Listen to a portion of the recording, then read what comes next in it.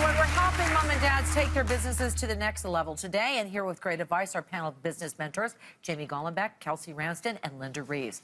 So we're going to meet our dadpreneur, Raphael. Please watch this. Hi, my name's Raphael, and I'm from Hamilton. My company's called Up We Go. I started this project because my daughter always struggled to get into her high chair. I've always been in business since I was like 17 years old. But at the end of the day, I just wanted to solve a problem getting my daughter into her high chair.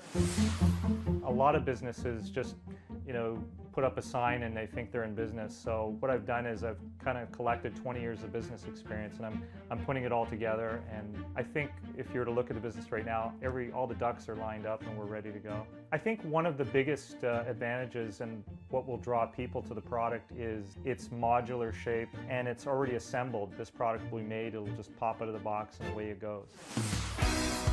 I think my kids are really excited about the project. Obviously, Sophie is the closest to it. They always have that happy attitude towards the whole project. Hey, Dad's doing this. And even my son is starting to look at stocks and asking questions about business and stuff. So it's great to see that. Funding the project is the main goal right now. There's these crowdfunding opportunities now, and I think that's the route we're going to go with this project. Marilyn, it's time to step this project up to the next level. I hope your experts can give me a boost. All right. We want to welcome Raphael, and it is time to do your pitch. Go for it. Hi, everybody. This is the step-up chair prototype that I originally invented. And like it mentioned on the video, the original challenge was getting my daughter into it. So I'd lift her up, put her down, lift her up, put her down. And I thought, why not get a stool out of the kitchen cupboard? And I just took that stool and I connected it. And I turned around, and there she went up the stool and into the high chair. And I'm like, wow, hey, that works. So I thought of the business idea of connecting stools to high chairs. I figured I could buy it online, and actually I couldn't. So I patented the idea. And then over the next few years, I started working on the design. And I thought, why not make it in 7 different colors? We made it modular. There's actually a drawer at the back of this. You can store things in it because that solves other problems. And then I said, let's make it even funner. So one thing we did was, because it's modular, we thought we could connect it to a slide. Now, again, this is the original prototype. And the new design is changed. You can notice that on the website. But it's all modular. It's easy to clean. And it's super sturdy. You can't tip this over, and that was important, safety for a dad. That's more the dad side of me coming out. Mm-hmm. So basically now what's left to do is we built the website, and it was supposed to take a month. It took 6, and now we're ready to finance the project, about $50,000 for a mold. So I need to know how to do that. Do I do it with a traditional bank? Do I do it with private investors or crowdfunding? And hopefully Marilyn's experts will be able to advise me. Well, we're going to start off with Linda first. Is it the right stage to find an investor? First of all, congratulations. I read your package. The way you got the patents, the way you got Penn State involved in your, in the technology of it, you did everything right. Oh, great. Thank you. Fabulous. Thank you. So why haven't you taken it to one of the big toy companies, or what category would this be? I have spoke to them. I spoke to the largest manufacturer of these things at a World Trade Show, and I was supposed to meet their Italian division, and they did lots of talking, but they knew I had the patent, so they're thinking, we're going to have to trade them for something. And I thought, the way the social media is developing, I figured I could ship it directly to consumer, and I'll just market it myself. And that whole Don't you have to make it in large quantities in order to make it affordable? No, actually, these get made one at a time in a fairly slow manufacturing process called rotational molding. And we get about one product every 40 minutes with one mold. You can buy multiple molds.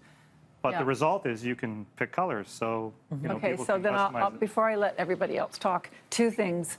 I thought the ratio of cost to retail price was not right. It was 3 to 1. Okay. And I felt you needed more of margin, like especially because you don't know what's going to go wrong, and there's all the soft costs around it and the shipping. So that was an issue. Right. And you have to think about where you want to go with this. You're going to scale it up, because if you're going to scale it up and make it big, it's not going to be by making it one at a time. No, for sure, I get that. Yeah, the molds that actually make one at a time, you can put 4 on each arm, and there's 4 arms, so you could actually get 12 or 24 per hour. So think about where you want to be. If you want to be working for yourself with private investors, which may sound great now, but it's not easy.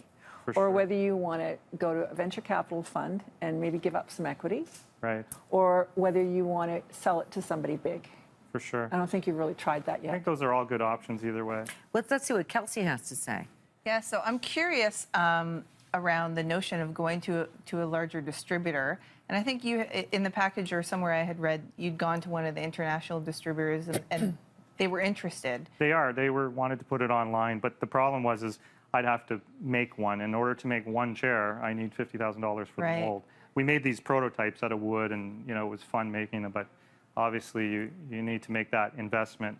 And I think there's a couple of options you may not have explored. So one is licensing the patent to a manufacturer. I think that could be a tremendous opportunity for you. And the other is going off a purchase order. So you could go to one of the big guys and get a PO and then approach a traditional bank based off that PO, and you'd find your rates on your lending would be significantly lower. Yeah. Pardon me? Factoring? Can be. Yeah. Mm-hmm. Is he on the right track?